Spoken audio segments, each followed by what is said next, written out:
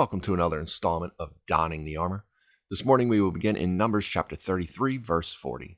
Now the king of Arad, the Canaanite, who dwelt in the south in the land of Canaan, heard of the coming of the children of Israel. So they departed from Mount Hor and camped at Zalmah. They departed from Zalmanah and camped at Punan. They departed from Punan and camped at Obeth. Now if we remember what it was going forth as this chapter was going through, in our last installment, it was talking about the kind of point-by-point mapped out places that each of the location of the tribes of Israel had gone as they journeyed out of Egypt through the wilderness.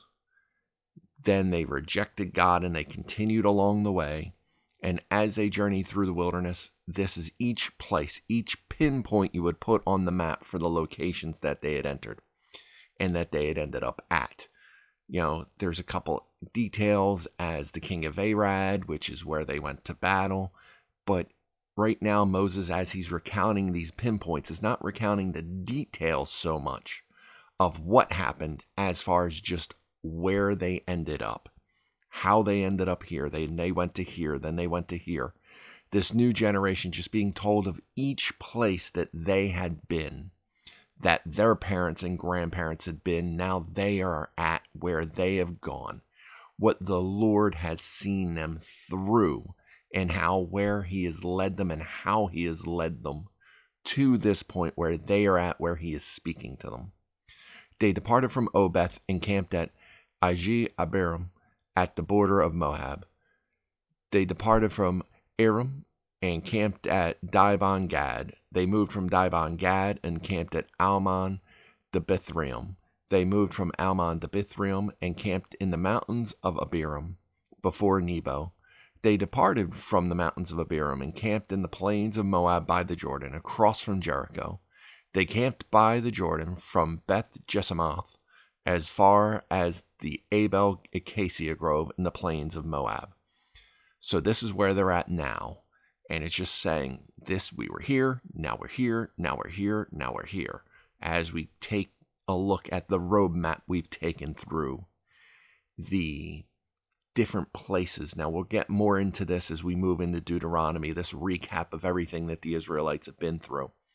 And that will go in more detail as to what God did, how he provided for them, what Moses had done, how he had helped them through, how the Lord used him. Right now we're looking at the pinpoints for why the Israelites are where they are at this very moment that Moses is speaking to them. And as we begin the first few chapters of Deuteronomy, we will look at exactly why they went there, what happened in each of these places. And they're doing this here in Numbers because now as we start in verse 50, we're going to start looking at God's instructions for what the Israelites are supposed to do as they come into Canaan, how they're going to see victory as they move into the land of Canaan. So now the Lord spoke to Moses in the plains of Moab by the Jordan, across from Jericho, saying, "Speak to the children of Israel and say to them, when you have crossed the Jordan into the land of Canaan, then you shall drive out all the inhabitants of the land from before you, destroy all their engraved stones, destroy all their molded images, and demolish all their high places. You shall dispossess the inhabitants of the land and dwell in it, for I have given you the land to possess. And you shall divide the land by lot as an inheritance among your families. To the larger you shall give a larger inheritance, and to the smaller you shall give a smaller inheritance. There everyone's inheritance shall be whatever falls to him by lot. You shall inherit according to the tribes of your fathers." So he's saying you are going to go in. It's not an if, it's a when. When you go into the land, you are now going to have to conquer it.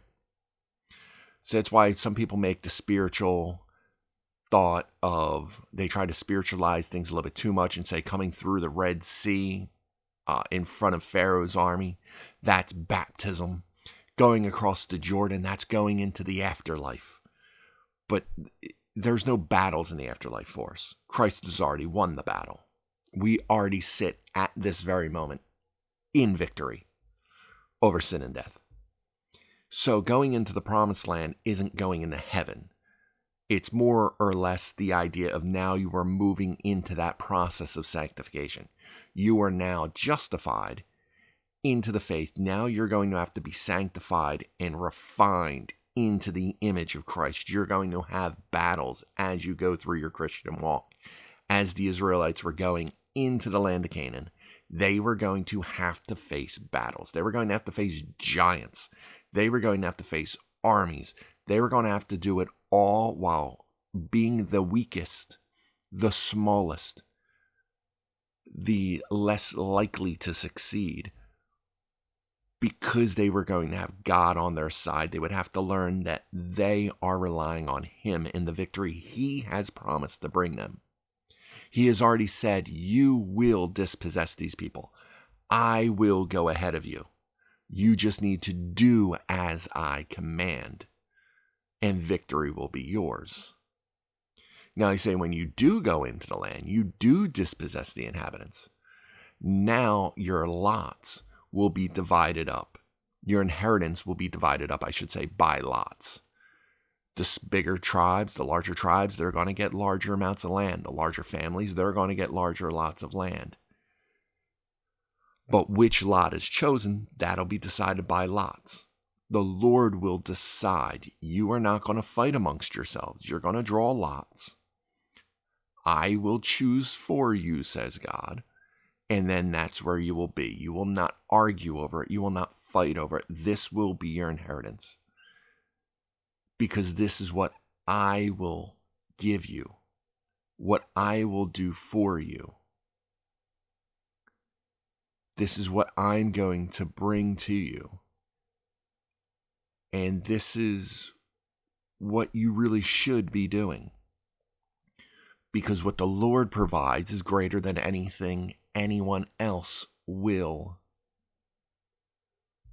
be able to possibly do. What you think you want, and we saw this with Abraham and Lot, Abraham said, Lot, you choose. And Lot said, I want that one because that one's greater. That one's better. This one's more pleasing to the eye. But that wasn't best because we don't know what is best for us. The Lord does. So when we rely on Him to provide what He decides we need, truly need, then we will flourish. We will benefit. Not when we try to take what we think we want. We always make the wrong decision for ourselves because we are so terribly flawed. But picking back up in verse 55. But if you do not drive out the inhabitants of the land from before you, then it shall be that those whom you let remain shall be irritants in your eyes and thorns in your sides, and they shall harass you in the land where you dwell. Moreover, it shall be that I will do to you as I thought to do to them. If you do not put these people out, they will become an irritant to you. They will be a stumbling block. They will draw you into their immorality, their sin, their idolatry. They will remain a sort of thorn in your side, and you will not succeed.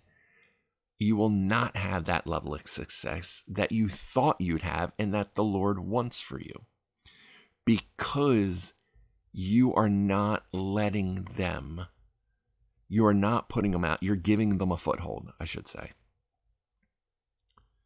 And when you fall far enough away, when you are dragged in far enough into the way and immorality that they dwelt in the land, then as he said, I shall do to you what I thought to do to them.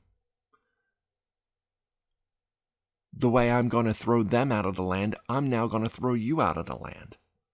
And that does happen. They do become oppressed by people after people after people, army after army, because they continue to turn to wickedness and idolatry instead of relying solely on the God who brought them out of Egypt. So moving on to chapter 34. Then the Lord spoke to Moses, saying, Command the children of Israel and say to them, When you come into the land of Canaan, this is the land that shall fall to you as an inheritance, the land of Canaan to its boundaries. Now, as we get over these boundaries, Israel was never this big. We live in a time now where Israel is considered stolen, conquered, occupied, colonial, settler land, and whatever weird adjective people want to throw on that. This is the land the Lord gave to his children. And the truth is, they never took this land to be as large as they were supposed to take it. At no point, modern day Israel is way smaller than the Israel of antiquity. And the Israel of antiquity was never as large as the Lord had told them to take. This land was supposed to go all the way almost to Baghdad in Iraq. Israel has never gone that big because they never took it over. They never dispossessed the people as they should have. And they became thorns in their side, and they never extended to the glory they were supposed to be. Even during the days of Solomon, Solomon never expanded to the land he was supposed to have originally. He was the wealthiest land. He was the strongest land, but he never expanded it to the actual borders the Lord actually tells them to take for themselves. They never take the land to be as big as it was supposed to be. And that's to their shame. And sadly, people don't understand that because they're not biblically literate. And they don't understand how big Israel is or is supposed to be versus what it actually is. Because Israel is an incredibly tiny country now, with most of it being given away to its Muslim neighbors in hopes of finding peace. That will never come and has never come. It was supposed to be much, much larger. Your southern border shall be from the wilderness of Zin along the border of Edom. Then your southern border shall extend eastward to the end of the Salt Sea, to the Dead Sea. Your border shall turn from the southern side of the ascent of Akrabim, continue to Zin, and be on the south of Kadesh Barnea. Then it shall go on to Hazar Adar, and continue to Asman. The border shall turn from Asman to the brook of Egypt, and it shall end at the sea. As for the western border, you shall have the great sea for a border. This shall be your western border. And this shall be your northern border. From the great sea you shall mark out your border line to Mount Hor. From Mount Hor you shall mark out your border to the entrance of Hamath. Then the direction of the border shall be toward Zedad. The border shall proceed to Zephron, and it shall end at Hazar Anan. This shall be your northern border. You shall mark out your eastern border from Hazar Anan to Shephram. The border shall go down from Shephram to Riblah on the east side of Ain. The border shall go down and reach to the eastern side of the Sea of Shinnereth. The border shall go down along the Jordan, and it shall end at the Salt Sea. It shall be your land with its surrounding borders. They never took the land to be that big. They never conquered that much of it. They did what we will read about in Deuteronomy, where it basically says, the Lord tells them, do not forget the Lord your God when you come into the land and you get comfortable. The Israelites became comfortable in their surroundings. They became comfortable with what they had already received. And they didn't seek to expand to the fullness that the Lord had commanded them. They became comfortable. They became complacent in what they had. We already seen that with 2.5 tribes saying, hey, just give us this land on the east side of the Jordan. We don't need to go into the promised land. This will be our inheritance. This land's so good. But you don't understand what the Lord has for you if you get complacent and comfortable and say, I'm perfectly fine right here. I'm happy here. Just leave me here, Lord. Don't use me for anything greater. No, we need to be like Isaiah. Who shall we send? Send me. Send me. I don't know what you have for me, but send me out anyway. I don't know what it's like out there, but send me out anyway. I want to go forth. I want to be used by you. I want to see the fullness of what you have for me. And so often we are the Israelites, where we get comfortable in what he has provided and don't wish to seek out and see what he has promised us in its fullness. We sit back and say, we have salvation. That's good enough.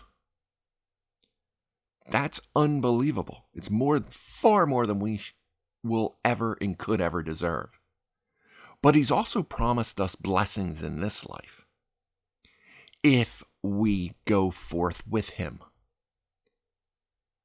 So we should go forth with him and see what more he has for us, what blessings he has for us, what more he has for us to do in his name, and to benefit and better and embolden those of his kingdom. Then Moses commanded the children of Israel, saying, This is the land which you shall inherit by lot, which the Lord has commanded to give to the 9 tribes and to the half-tribe. For the tribe of the children of Reuben, according to the house of their fathers, and the tribe of the children of Gad, according to the house of their fathers, have received their inheritance, and the half-tribe of Manasseh has received its inheritance. Their inheritance is on the east side of the Jordan. That's what they wanted. That's the most they're going to get now. They have received their inheritance. That's their inheritance. They don't want the best from the Lord. They want what they already have. The 2 tribes and the half-tribe have received their inheritance on this side of the Jordan, across from Jericho eastward toward the sunrise. That's what they're going to have. But what you have in the land flowing with milk and honey, those are going to be decided by lot. The Lord is going to give you your portion, and that is going to be your portion forever. And the Lord spoke to Moses, saying, These are the names of the men who shall divide the land among you as an inheritance: Eleazar the priest and Joshua the son of Nun. And you shall take 1 leader of every tribe to divide the land for the inheritance. So he's saying, these are the men who are going to be over you. You have Eleazar the high priest, Joshua the son of Nun, who is going to eclipse Moses as the leader of the people. But now, because there are so many people, remember it's like 2.5, 3 million people, each tribe is also now going to have a leader placed over them, which are not the same people as the military leaders that we saw at the beginning of Numbers. These are new people, new leaders put in place for this task. These are the names of the men. Or what? And you 18. And you shall take 1 leader of every tribe to divide the land for inheritance. These are the names of the men from the tribe of Judah: Caleb the son of Jephunneh.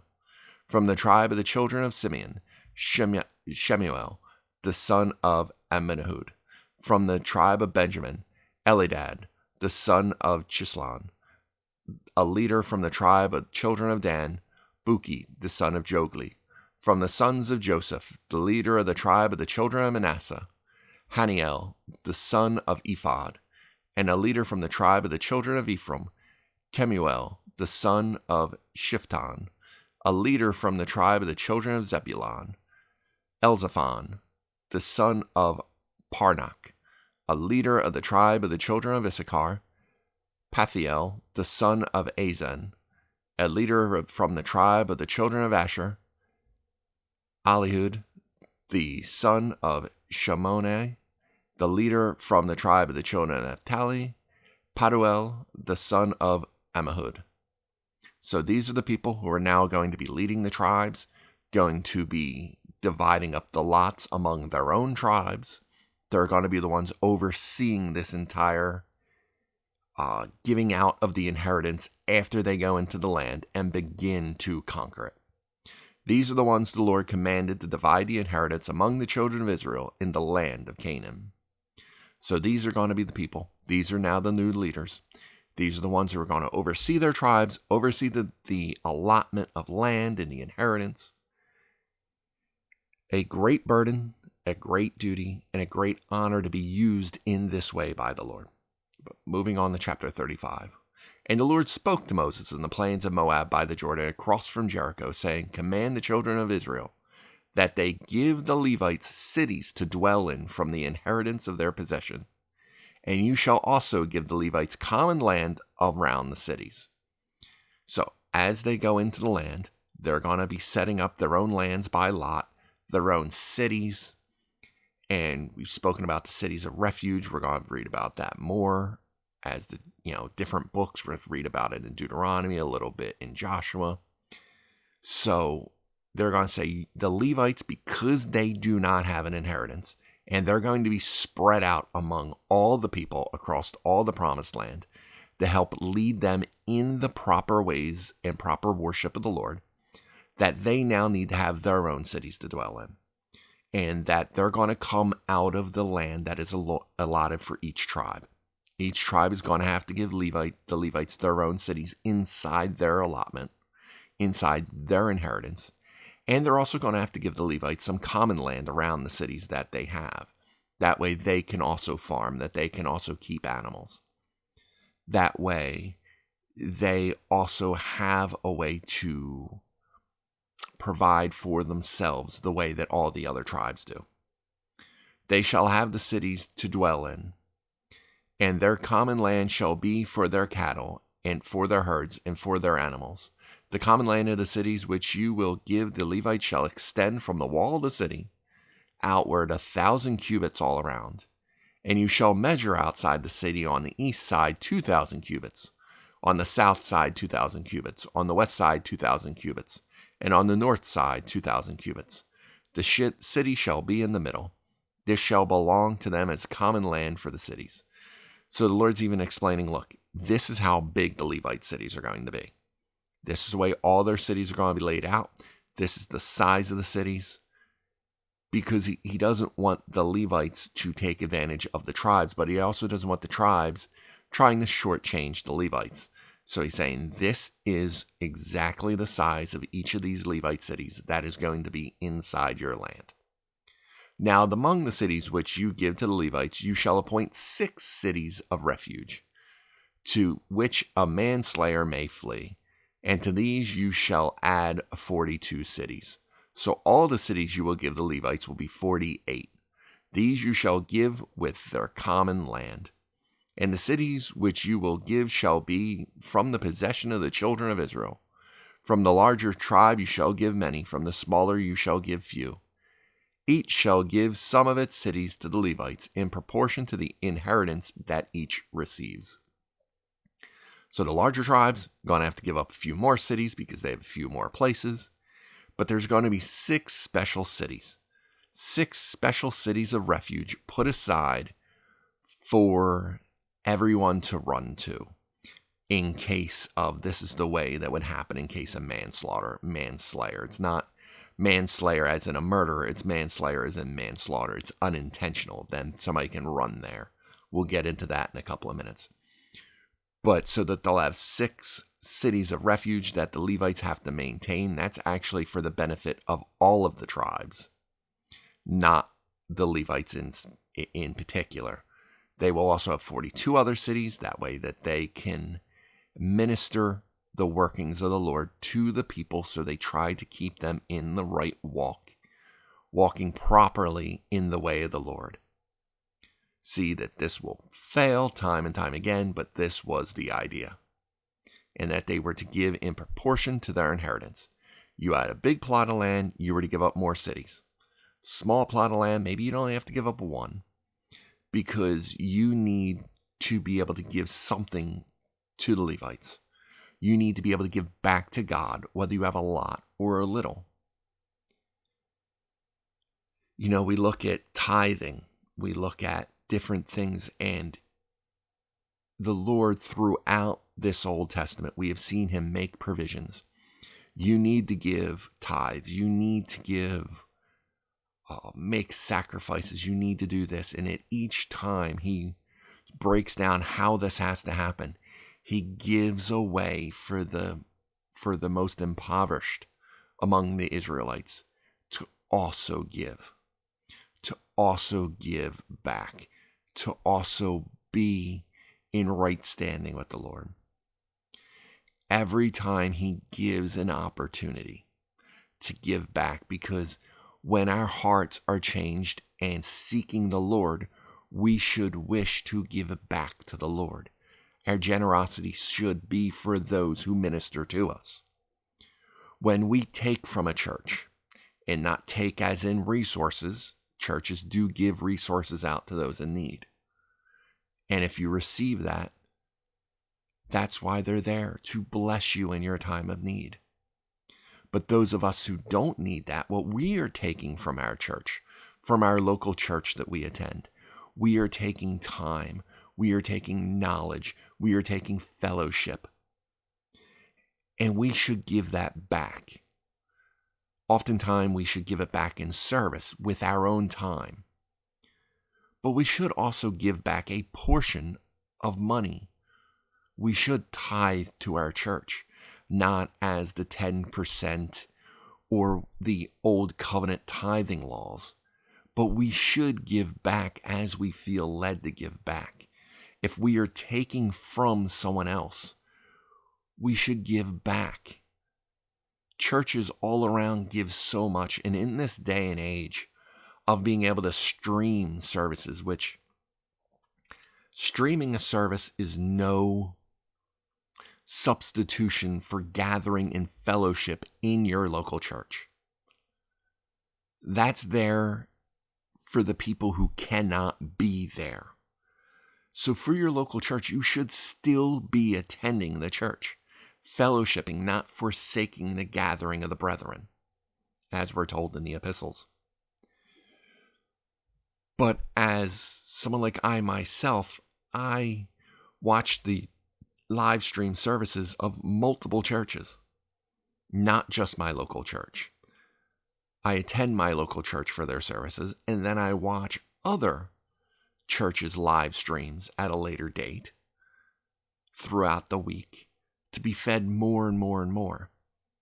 So with each of those churches, I also tithe to each of those because I am taking from them. Now, I don't exactly live in the lap of luxury, so I'm not giving back much. I'm not giving back a lot. I don't have a lot to give. But I give back what I can because I'm smaller. I am not wealthy. I'm giving back few. But I'm giving it back to the Lord, so that church can use it to better his kingdom, to grow his kingdom, in whatever way they use their tithes. We're not supposed to be negligent with the provisions of the Lord, so we really shouldn't be giving it to prosperity preachers who don't give back, who don't even edify the brethren because they lead them astray with false wolfish teachings. But when you have a good church and a good teacher who is actually edifying the brethren, who is doing good for the kingdom of the Lord, you should give back to those people as you're able, as you feel led. Because it's such a blessing to be able to give back to someone who is working and being used mightily as a tool for the Lord. But now, getting into these cities of refuge, here in verse 9, then the Lord spoke to Moses, saying, "Speak to the children of Israel, and say to them, when you cross the Jordan into the land of Canaan, then you shall appoint cities to be cities of refuge for you, that the manslayer who kills any person accidentally may flee there. They shall be cities of refuge for you from the avenger, that the manslayer may not die until he stands before the congregation in judgment. And the cities which you give, you shall appoint, and the cities which you give, you shall have 6 cities of refuge. You shall appoint 3 cities on this side of the Jordan, and 3 cities you shall appoint in the land of Canaan, which will be cities of refuge. These 6 cities shall be for refuge for the children of Israel, for the stranger, and for the sojourner among you, that anyone who kills a person accidentally may flee there. So this is not a murderer. This is someone who accidentally kills someone. Now, we're going to get into exactly how this breaks down. But the idea of that the avenger is, in this culture, in all cultures really, before this, and we actually saw it even early in Genesis with Cain. Cain is sent in exile. And he says, well, what happens because someone's going to be seeking my blood for Abel's? So who would that be? You would think it could possibly have, he thought, Adam will come for him. Because the idea is you have an avenger of blood. It is the next of kin who is physically capable of going and killing the murderer by himself. They didn't really have prisons back then. So what would happen, someone were to kill my brother, then our father or me would have to then go out, find the murderer, and kill him. And there's no blood on our hands. That is a justified act because he murdered my brother. So I would in that case be the avenger of blood who now has to seek him out and kill him. Put an end to what he did. Therefore, before he goes and murders someone else. So it could easily have been that Cain was thinking that Adam was going to come after him to avenge Abel's blood. But there is now God making this exception, saying, look, not everybody that gets killed by a person is killed intentionally. There are times when accidents happen. And when these accidents happen, this is how you deal with that. He goes to these cities of refuge, so that way his case can be heard. So as we pick up in verse 16, we'll see the Lord put out the definitions of what he's speaking about. So as we said, this is for the person to run there, that the manslayer can run. So this is now in verse 16 is speaking about that manslayer. This is speaking directly about how things have happened as the manslayer. But if he, the manslayer, strikes him, the person who was killed, with an iron implement so that he dies, he is a murderer. The murderer shall be surely put to death. If you attack somebody with an iron implement, you're intending to kill him. Therefore, you're a murderer, and you get put to death. If he strikes him with a stone in the hand, by which one could die, and he does die, he is a murderer, and the murderer shall surely be put to death. If you pick up a giant rock and you bash someone in the head with it, you're a murderer because you intended to do harm that could kill. So he's a murderer, you get put to death. Or if he strikes him with a wooden hand weapon, by which one could die, and he does die, he is a murderer, and the murderer shall surely be put to death. If you attack, all these are speaking about premeditated attacks. You are now attacking someone. You're in a fight, you're attacking, you are meaning to do bodily harm to this person. And that in itself means you have accepted the responsibility of someone else's death possibly falling on you. You would understand the consequences of hitting someone in the head with a club or a bat or a stone or a pipe. You know they can die when you hit them. So when you hit them, you understand that if they do die, you murdered them, and this is what's coming for you. The avenger of blood himself shall put the murderer to death when he meets him. He shall put him to death. The next of kin who's able to physically carry out the tracking down and hunting down and killing the man. That is the avenger of blood. The next of kin who's physically fit enough to do it. Typically it would be a brother or a father, some cases a cousin. This would be the man who would come out and kill the murderer. If he pushes him out of hatred, or while lying in wait hurls something at him so he dies, or in enmity he strikes him with his hand so that he dies, the one who struck him shall surely be put to death. He is a murderer. The avenger of blood shall put the murderer to death when he meets him. Oftentimes, we're speaking about here is people who are doing these things with ill intent. We are looking at the motive. You meant to injure this person. You meant to attack him. And if you mean to attack him with hatred in your heart, you're striking at him with enmity. If you're punching somebody with enmity, people sometimes, because people are so dumb in our world today, don't seem to understand that simply punching a person, or as we see all the time in online videos, people kicking people in the head, you hit somebody hard enough, you rip their head to the side hard enough, you can tear these arteries here. You tear the arteries here, you bleed to death. So yes, a simple punch thrown with enough hatred, hit hard enough, you could easily kill somebody. And in that case, you are a murderer.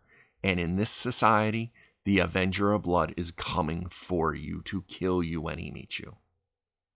But now the Lord's breaking this down a little bit more. However, if he pushes him suddenly, without enmity, or throws anything at him without lying in wait, or uses a stone by which a man could die, throwing it at him without seeing him so that he dies, while he was not his enemy or seeking his harm, then the congregation shall judge between the manslayer and the avenger of blood according to these judgments.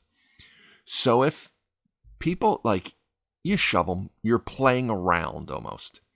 You throw something at him, you guy says, hey, throw me that hammer, and you throw the hammer, he misses it, smashes him in the face, knocks him off the side of the wall, and he breaks his neck and dies. You didn't mean to do that. So you take off running immediately to the city of refuge in this case. If somebody's just throwing stones, you're out throwing stones in the field, or you're trying to practice with your slingshot, and you're trying to work on things, and you're throwing these things and you don't even know that someone's there and it whacks them in the head. You didn't mean to do it, because once again, we're looking at also motive here. Did the person have enmity towards the person? And in this case, it extended out to, did he ever even say he wanted to hurt him at any time? Did he say how much he hated him at work, and then suddenly he hits him and he dies? Well, that's considered enmity. You are now going to be considered that you possibly did this on purpose. So the congregation shall deliver the manslayer from the hand of the avenger of blood, and the congregation shall return him to the city of refuge where he had fled, and he shall remain there until the death of the high priest who is anointed with holy oil. So if the congregation decides this man did not mean to kill the person he killed, he now gets to go back to the city of refuge, and that's where he needs to stay. You're not going back home. You were staying in that city of refuge. That's become your new home until the death of the high priest. Now, this is where, like the year of Jubilee, that where they let go everybody from their debts, that this is not really gambling, but this could be, maybe the high priest is old and you only have to spend a year or two, maybe 3 years till the death of the high priest. But if the high priest is fairly young, you might spend the rest of your life now in that city of refuge. This is the way it goes. Once that high priest died, then you were able to go home and you were going back to your old life. But if the high priest keeps kicking while you're in the city of refuge, you need to stay there. And that's where your new life is. That is where your new life has begun. But if the manslayer at any time goes outside the limits of the city of refuge where he fled, and the avenger of blood finds him outside the limits of his city of refuge, and the avenger of blood kills the manslayer, he shall not be guilty of blood, because he should have remained in his city of refuge until the death of the high priest. But after the death of the high priest, the manslayer may return to the land of his possession. So even if the avenger of blood is acting wickedly of his own accord, and he's just sitting outside the city, he pitches a tent and waits out there for 20 years. If the manslayer goes outside the city limits, the avenger of blood is completely free of guilt if he catches the manslayer outside the city of refuge. This is an odd mercy given to people by the Lord. And it's an odd sense of justice to us to look, because it can make the avenger of blood almost seem as if he's looking more for revenge than avenging a crime, that he's almost acting out of wickedness, where the manslayer didn't. But these were the rules put in place to protect the children of Israel. So that way they have perfectly delineated law that this is what you do, this is what you don't do, this is where you stay.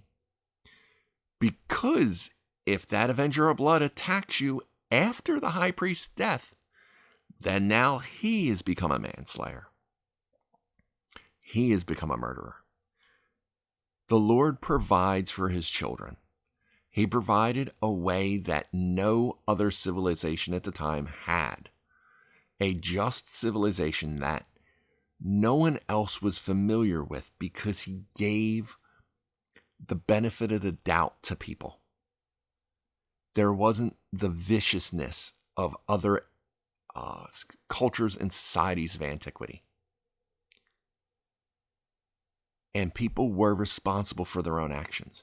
If you were a manslayer and you ran to the city of refuge, you stayed there. Don't go back out.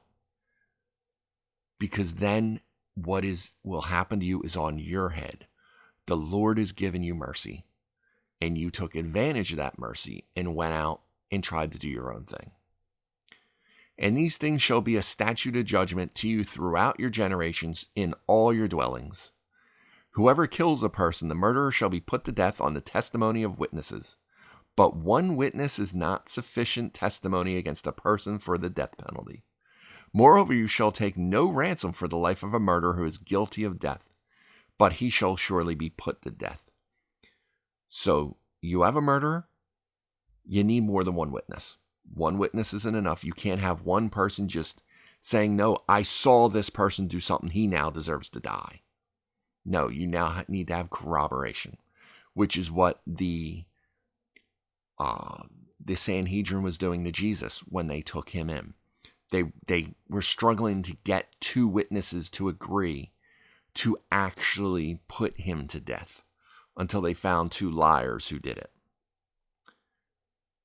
Also, you're not going to take ransom for the life of a murderer. We saw how there are crimes that you can atone for. You can't atone for murder by the Israelites. There's no ransom for that.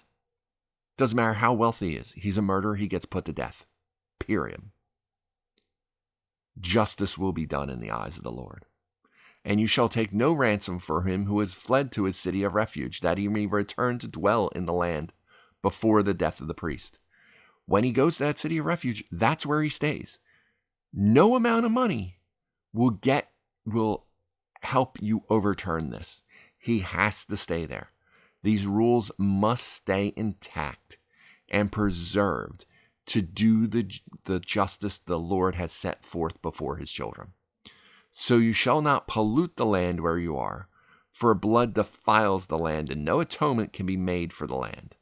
For the blood that is shed on it, except by the blood of him who shed it, therefore do not defile the land which you inhabit, in the midst of which I dwell. For I, the Lord, dwell among the children of Israel.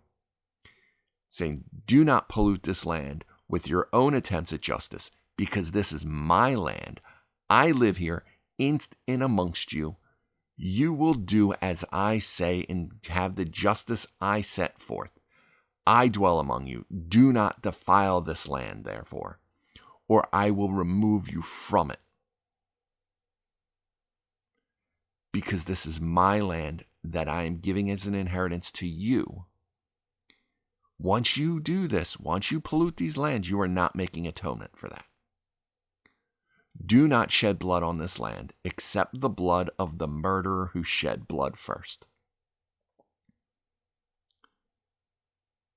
And there's so much we could say about the justice system we have in this country now, the recidivism rates, because the fact is, most criminals do not go spend a ton of years in prison and then get themselves right. They stew, they learn new tricks, they go out, and they are almost always right back in prison. The Lord said for justice to be done when it comes to a murderer is that person is to be put to death so no one else will be harmed by him. You can't bring person A back, but you can stop person B from being killed by the same person who killed person A. I don't pretend to know all the answers, but I do know that this is the rules that the Lord set forth for his people,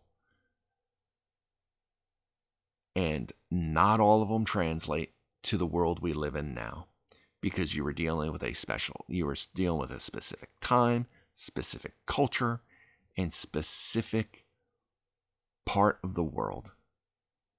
These steps were giant and mighty steps. They look backwards to us, but they were giant and mighty steps to a more perfect and just society. Far more just and far more perfect than any society around them at that time. Not everything translates to what we do now. But man, we have lost some wisdom about what justice truly is. Because if you look at how many people in our world today are willing to take ransom and bribe and be able to twist the rules for those who are rich enough to afford it. How often we see people's lives being taken needlessly by those who should never have been released from prison. And we see it again and again because our attempts at justice are so imperfect, because we've removed ourselves even one step further from the perfect justice of the Lord. We can only do things imperfectly. But when we took the Lord out of the equation, we moved ourselves so much farther from his perfection that our current imperfection is a shadow of the imperfection that was once set up here in Numbers. And it's sad to see. And no idea how we could ever go back. But all we can truly do is trust in the Lord. Trust, pray, repent, spread his gospel, and hope that he heals our land the way he promised to heal the land of the Israelites. That way he can raise up leaders who are truly good, who truly wish to see our land blessed and prosper. Because right now, I have a feeling for the last, pretty much my entire lifetime, the Lord has only been raising up the leaders we deserve. A morally decrepit society, having leaders that will only bring judgment upon us. But that's my opinion, and that is where we will end for this morning. Pray for the Lord's mercy. Pray for his justice. Pray for him to come back and come back soon. Because something in this world needs to change. And only with him sitting on that throne will it ever change to where it needs to go. But I hope this was fruitful for you. I hope to see you back again next time. But until then, be blessed.